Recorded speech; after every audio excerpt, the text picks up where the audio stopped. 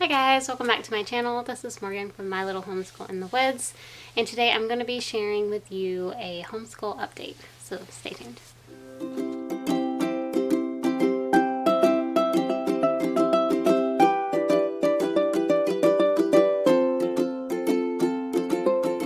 Alright guys, so it's been a while since I have done an homeschool update, so I figured, and I did a poll on our new community tab, and everybody wanted like gather round related and homeschool update was kind of like the two that was the ones that you guys want to see the most. So I figured I would do an update just so you know where we are at right now with our school. So yeah, let's get into it. Alright, so right now we are working through our transportation unit. This is Abram's book, The Early Reader. Everybody seems to be doing really good with it. The biggest thing, it is a big change from year one going to year two, because we've done 2 of the year 1 units and this is the first year 2 unit that we've done. So we've really had to adjust and get used to it. It has like the seat work in front with the spelling words and the grammar that you're supposed to do every day. And yeah, so, and I feel like it is definitely a lot more work than was in year 1 units. So yeah, but all that being said, it's still been great. Just adjusting to the bigger workload for the kids. So that's been, now I have to say transportation has not been my favorite unit because it's just not a topic that I'm interested in. The boys are more interested in transportation than the girls, but that seems like kind of like a given. So, but I really do love that they incorporate spelling, if you can see that. They have spelling for the week that they practice. They do have the copy work and calendar work reminder. And then they have the grammar, like day 1, day 2, and day 3. So they have 3 days of grammar. The only issue that I've found with the seat work is being in the front of the book like it is. Yeah, it's like I forget to do it a lot of times. Or we'll have to go back and do it because, oh, yeah, we forgot to do that. I've been trying to do it where it's like a morning basket thing, so we'll do that before and then, you know, so we're not forgetting it. But I didn't do that today, so. But yeah, I think the morning basket idea will work better. Just getting out and practicing the spelling words and doing our grammar day and then moving on. So, but other than that, it's been really, really good. But it is definitely more work involved than the year 1. So, if you're wondering about that. Let me see if I can show you my teacher's guide, if I can find it. The teacher's guide, as far as how different it is more of a conversational tone than your year 1 units. So that has been really nice. I find that the reading is, you know, a lot more engaging for the kids and stuff like that. So that is a plus. There's still about 4 or 5 pages of reading. Some of them are shorter and some of them are longer, but it's not too much, I don't feel like, because I usually will read a page and we'll watch a video. I'll read another page and watch another video, and it seems to work really well doing that. And I use the Gather Round app for just an easy way to find videos that people have already found and they've added to the app. So it's just easy for us to get on there and, you know, click what lesson we're on and find it that way. So that's what we've been doing. And sometimes I have to search for a video if there's something I'm wanting them to learn about more. I'll go in and look for more videos on that. But yeah, so far it's been going pretty good. We're going through this a lot slower than the other one.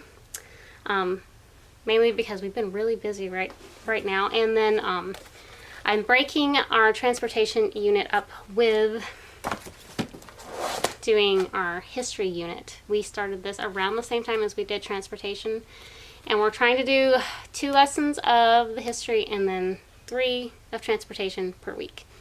So, and just alternate, which sometimes we don't do, but that's the goal for us to do.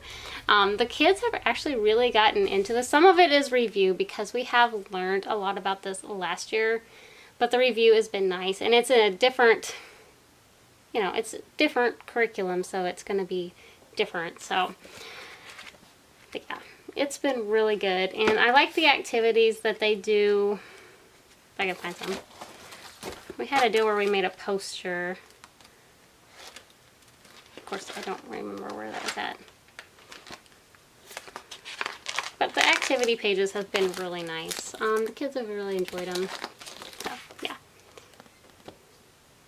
But yeah, they've been really good, and I feel like we are learning a lot that we didn't learn last year, so it's still been really good.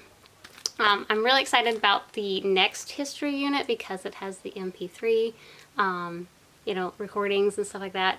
That's something I miss when we did the Good and the Beautiful history last year. The recordings that went along with each lesson were really good, and my kids just loved them. And so I'm really excited to see. I wish they had it for the first unit, but they don't as of right now. So when we get into that history 2, then we'll get to see what the recordings and stuff are like. So we're excited for that.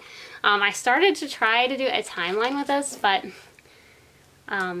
you know, I got it hung on the wall, and then we just haven't added hardly anything to it, and yeah, so we're not really doing the timeline. But a timeline would be really fun. So that's what we're doing for history right now. We are doing Explode the Code books again, which we don't do these every day. This is kind of part of our morning basket. It's just because I've already had the books, and so I figured we need to go ahead and do them because I don't want to waste them, and they're really great books. So that's something we've added back in, which my youngest son, he's already went through A and B. Now he's on C. Like, he just flies through these books. So, and my 4th grader's got level 4. My 6th grader has level 7, and my 2nd grader has level 2. So they're really good. I'll kind of show you some if you don't know what they're about. They're just real simple phonics practice things, and they're really cheap. They're usually about $5 or $6, depending on where you get them. So yeah.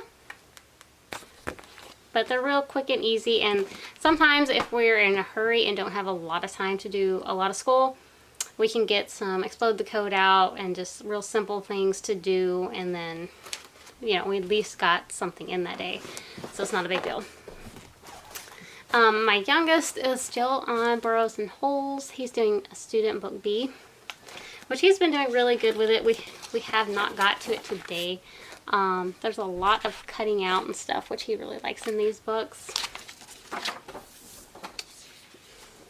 And he's learning about graphing. He has the math incorporated in it, so that's been really great. So his is just kind of all in one. So his transportation book, he doesn't do a whole lot in it. It's just like coloring pages and stuff like that. And he usually sits there with us and watches the videos, and I don't know how much he really gets from it, but I like him to be a part of it anyway. So, but this is his main school right here. So, but we are loving Burrows and Holes. I have the Ready to Read 2 also. It's the one where they're at the pond, maybe, like at the pond. I already bought it because when they were doing their sale, so he's already got that for when he finishes this. As far as math goes, I did a math update here a while back, and we're still kind of doing the same thing as I was talking about in that video. My oldest is doing teaching textbooks, level 6, and she's doing okay with it. It seems to be working for now, so we're just sticking with that. And my 4th grader is doing teaching textbooks 4. I kind of played around a little bit with it to see what level suited her best, and level 4 seemed to suit her much better than the level 3. So I've got her on level 4, and she's doing just fine with it. So we're just, right now, that's where we're at with the girls teaching textbooks. So, you know, I'm going with it. And then my 2nd grader's still doing his arithmetic 2. He really does really well with Abeka math. For some reason, that's just his, I don't know, his style, I guess. I don't know.